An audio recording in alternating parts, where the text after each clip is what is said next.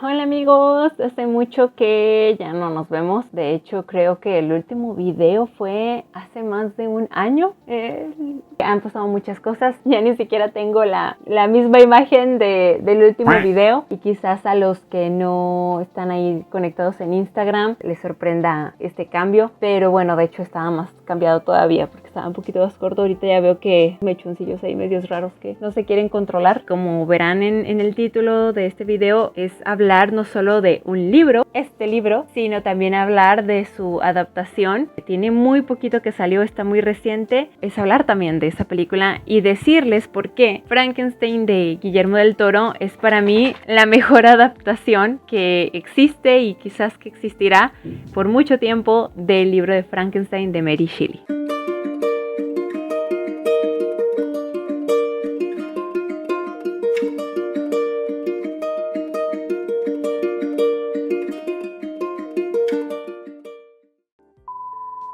Implicará un poco de spoilers de ambas. Voy a tratar de no hacer muchos para que sea sorpresa la película para los que no la hayan visto, pero obviamente tendrían que ya conocer mínimo un poco de la historia y si no ya haber leído el libro de Frankenstein para que no sea spoiler ahora sí total de toda la historia. En medio de este año complicado también hemos encontrado pues cosas nuevas, alegres, positivas, y en medio de todo esto me encontré a un grupo de cine y teología muy particular. En este grupo que es de cine, también me he encontrado personas que están interesadas en fortalecer sus habilidades de lectura. Hubo la oportunidad, Jaime Valenzuela me motivó a dar un taller de lectura profunda, que anteriormente lo había dado hace ya bastantes años para otros lectores de la novela, pero ahora resignificarlo un poco para este grupo muy enfocado en el cine, ¿no? Al final de este taller también hubo la propuesta de en qué novela hacer el análisis del que yo les estaba hablando en este taller. Y esa novela fue Frankenstein. Es muy extraño, amigos, cómo los libros vuelven a nosotros, porque hay lecturas que van y vienen en nuestra vida. Hay algunas que solo vienen un momento y se van y nunca más regresan, o sea, hacen mella en ti, te conmueven, te transforman, pero luego se van. Y hay otras que no, que están continuamente regresando, ¿no? Y obviamente Frankenstein pues tiene mucho que decir al respecto, porque pues a fin de cuentas esta se considera la madre de la ciencia ficción. A uno que aquí en casa nos gusta mucho la ciencia ficción, siempre va a estar alusivo Frankenstein. Esta novela hay que tomarla como referencia para futuras obras, pero en lo particular esta novela, o sea, ya es la tercera vez que la leo. La primera fue en la universidad con un tipo de análisis. La segunda vez fue para otro club de lectura. El nombre de este club eran Los Navegantes del Papel. Siguen los videos y los análisis ahí en Instagram. Curiosamente también fue el primer libro que leímos en ese club. Y ahora nuevamente regresa para otro análisis. Estaba yo terminando este taller de lectura. Estaba hablando de esta novela. Pues unos cuantos días después yo me enteré de una nueva adaptación de Frankenstein. Se me ocurrió ver el tráiler y estaba esperando que fuera otra película donde me ofrecieran justamente esto. El monstruo así medio torpe y un científico medio chiflado. Esta perspectiva que ha dado el cine, que es muy icónica, pero es equivocada. Pero cuando estaba viendo el tráiler con mi hermana, me llevé una sorpresa donde empecé a ver escenas completas del libro. Aún así, debo admitir que el primer como corto no me causaba mucha confianza. Tengo que admitir que Guillermo del Toro no es mi tipo de cineasta, a pesar de que aquí nos gusta mucho la fantasía y el realismo mágico. De hecho, me encantan los escritores de realismo mágico. Es triste, me siento un poco mal por eso, pero tengo que admitir que nunca me llamaron la atención de esta forma. Salió el segundo tráiler y ahora sí, en este segundo tráiler ya estaba un poquito más narrada la historia que iba a contar la película, y ahí ahora sí nos dimos cuenta si va a ser realmente una película sobre la novela de Mary Shelley. Y le dije a mi hermana, vamos a verla. Después nos enteramos que la película en sí fue hecha especialmente para Netflix. Aquí en casa no tenemos ningún streaming, no rentamos streaming. Somos mucho de que si queremos ver una película, vayamos a ver dónde la conseguimos en DVD. No nos gusta rentar streamings. Eso es para otro video. Pero el punto es que dijimos, no la vamos a poder ver. Pero nos enteramos que Guillermo del Toro iba a promover que si saliera en cines, al menos un par de semanas antes del estreno en la plataforma, pero iba a ser en cines independientes. Faltaba todavía, como les digo, como 3 semanas. Yo compré los boletos en preventa, mi hermana dijo, sí, vamos a verla, nos organizamos y todo. Los boletos se agotaron después muy rápido. De hecho dije, qué bueno que los compramos con tanto tiempo de anticipación. Yo fui con mi hermana sin muchas expectativas, en el sentido de decir, va a ser una gran película y me va a encantar, porque generalmente cuando hago esto termino muy decepcionada.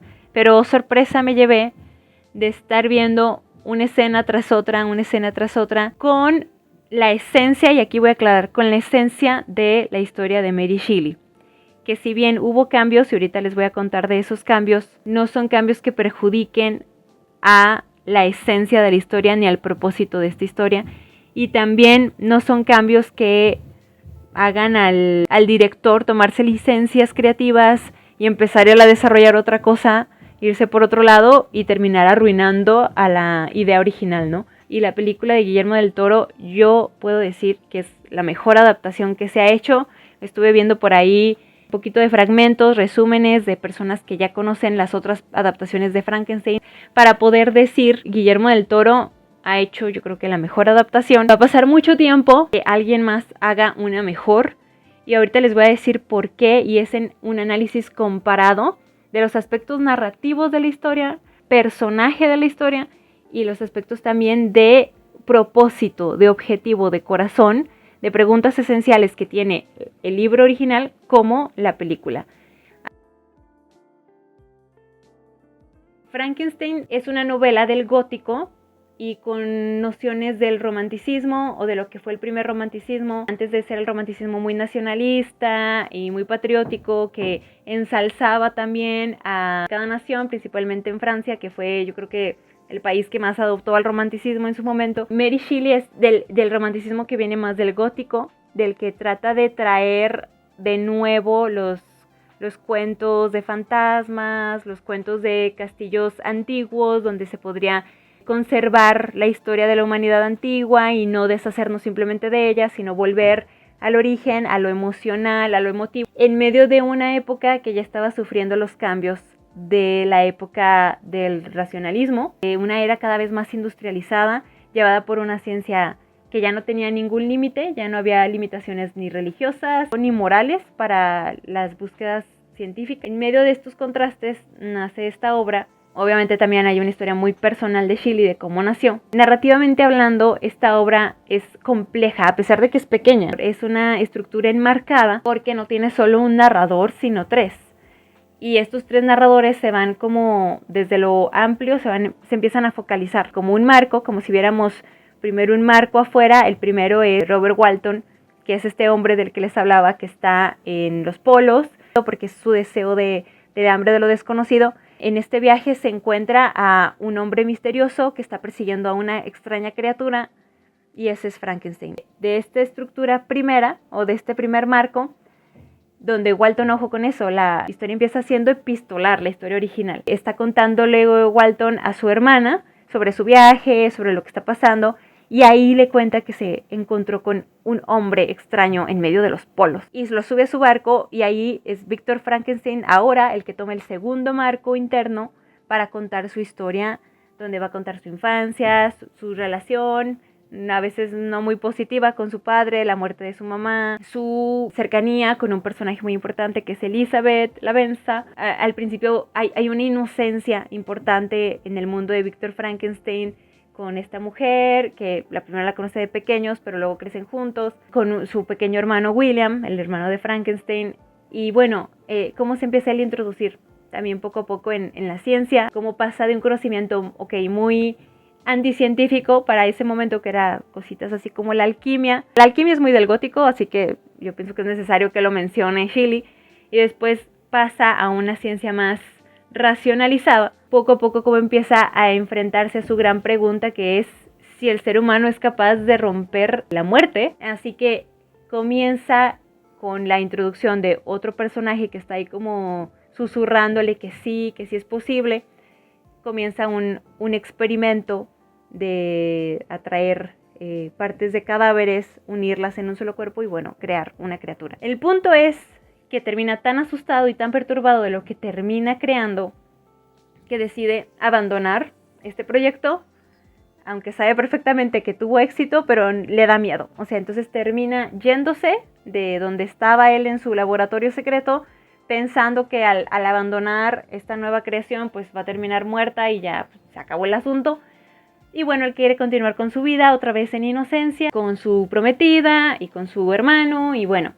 Pero la criatura después lo encuentra. Y lo encuentra después de varias situaciones que le va a contar a Víctor. Y ahí empieza otro marco más pequeño donde vemos la vida horrible y de mucho descarte que tuvo esta criatura desde que fue abandonado por su propio creador hasta después empezar a conectar con otros seres vivos, con los animales y después con los humanos y encontrar en los humanos solo rechazo y miedo y violencia, y es algo que termina resignificando a la criatura como un ser abandonado, como un ser solitario, como un ser que nunca va a tener a uno como él, y encuentra a Víctor en donde está ahora él, me parece que es en Suiza, lo encuentra y le solicita algo, y es que si no va a hacerse cargo de él, que si lo va a terminar abandonando, pues al menos que le pueda crear una compañera para estar acompañado. Dentro de la historia de la criatura, que pasa de ser como un niño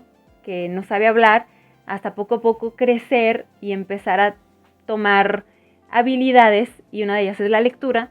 Uno de sus libros es El Paraíso Perdido de John Milton y también la Biblia. Esta nueva criatura encuentra que Dios le hizo al hombre una compañera para que esté siempre con alguien y se sienta acompañado y respaldado. Entonces él pide lo mismo a su creador y su creador se lo niega. Esto termina como todavía de reafirmar más a este ser que pues vino a este mundo solo a padecer el egoísmo del ser humano, y esto lo hace enojarse mucho y tomar venganza, decidir tomar venganza por la vida de Víctor. Incluso hay una parte donde él dice que va a vengarse de toda la humanidad, no solo de Víctor. Todo esto está contado a través de la boca de Víctor Frankenstein a Walton, pero a fin y al cabo es la historia también de la criatura, y así que pertenece a otro marco, hasta el punto donde se están persiguiendo hasta los polos. En el libro, este ser, obviamente por el resentimiento y por el dolor que le ha acarreado su propio creador, hace cosas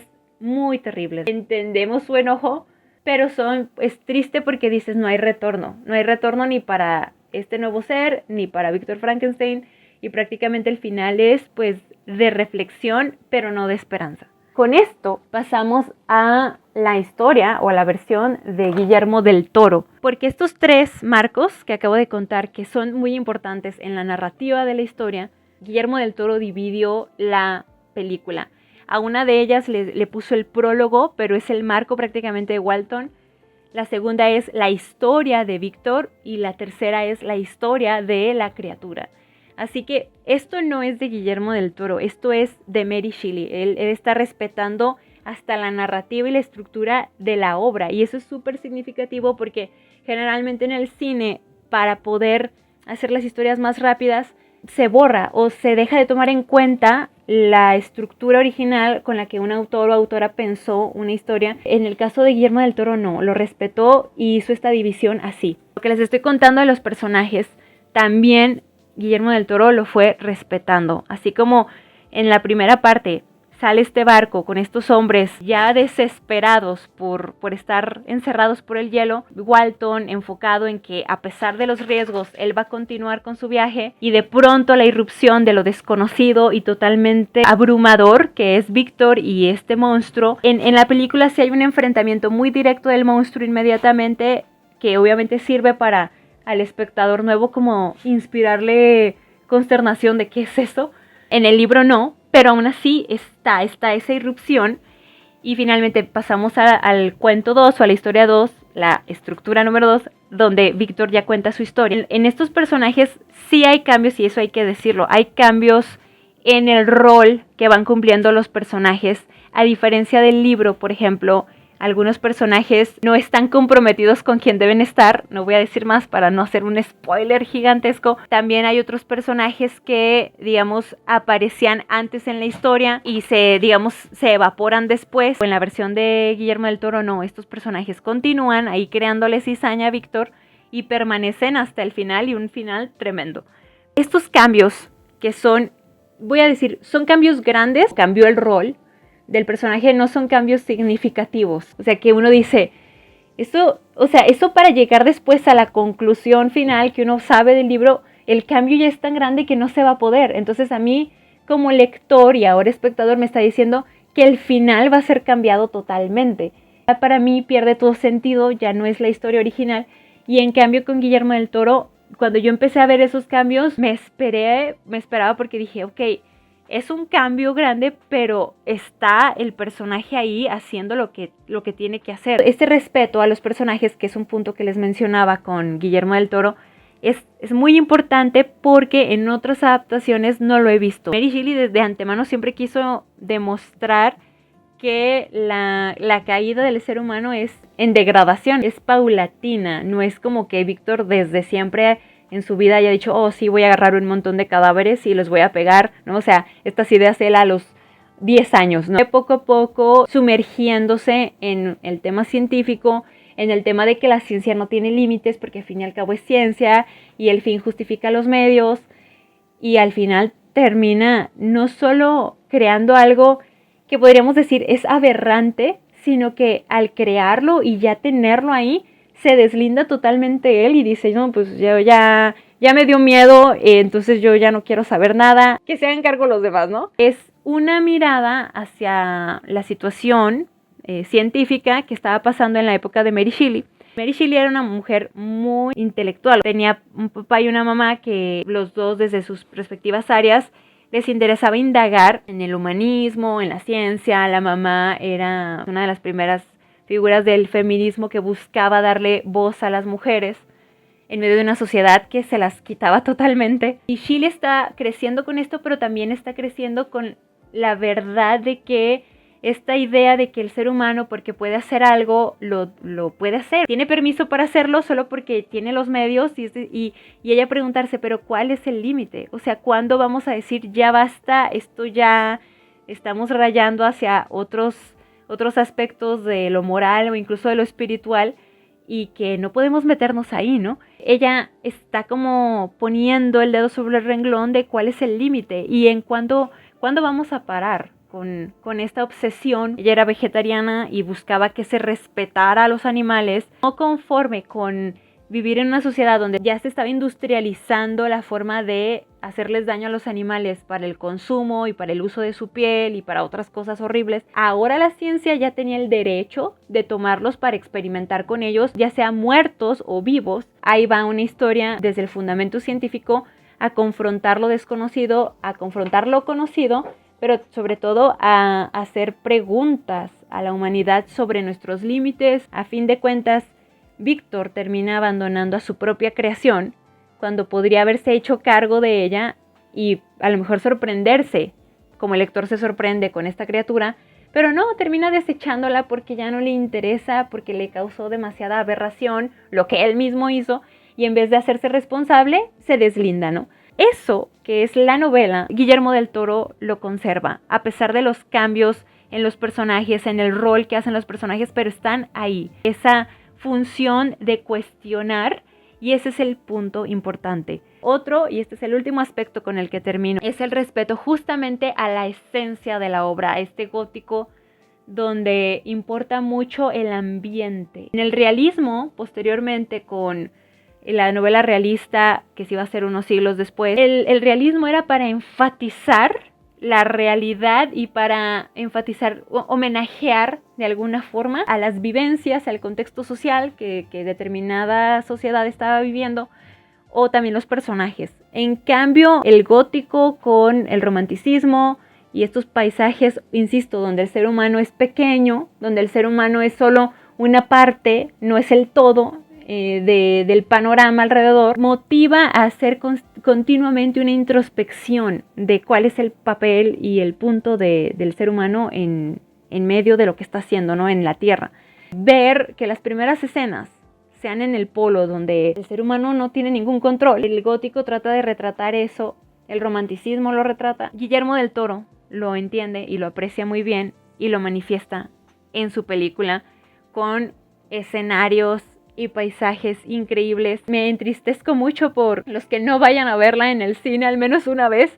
Esta película merece verse en el cine porque tiene una extensión de tomas que en una pantalla pequeña se pueden ver, pero no te impactan, no hacen ese impacto que, insisto, del gótico, donde tú te sientes pequeño y rodeado por algo incontrolable. Si el creador de esa naturaleza o si la naturaleza misma decidiera volverse en tu contra, te aplasta. Los escenarios también de claros oscuros, elementos muy bonitos y significativos de ver, por ejemplo, al personaje de Elizabeth en medio de la noche, en medio de la oscuridad y de paisajes así medios derruidos por la naturaleza o también por el tiempo.